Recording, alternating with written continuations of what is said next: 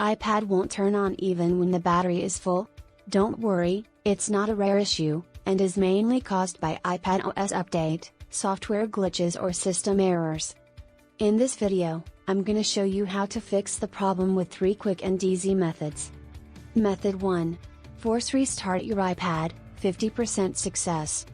Bear in mind that no matter what problems your device is experiencing, performing a force restart can always be a working solution. Long press the home button and power button at the same time and wait for the Apple logo to appear. If luckily, your iPad will restart as normal. Method 2. Use iPad recovery mode, 75% success. First, you need to connect your iPad to computer with a USB cable. Long press the home button and power button simultaneously to set your iPad into recovery mode. Wait until the iTunes logo appears. Then, download the software called Alt F1 iOS System Repair on your computer and launch it.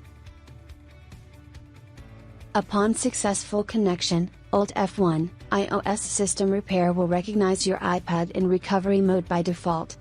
Typically, you can try to fix the issue by clicking the Exit Recovery Mode option and wait for your iPad to reboot automatically.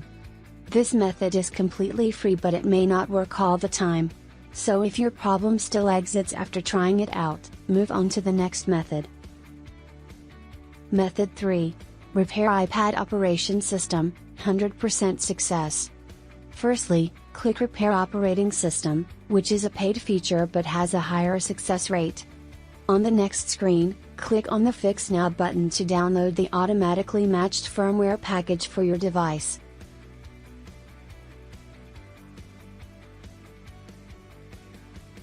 After the download, click Repair Now to initiate the repairing process. Once finished, your iPad will be restored to normal state without any data loss. That's all about how to fix iPad stuck on black screen of death.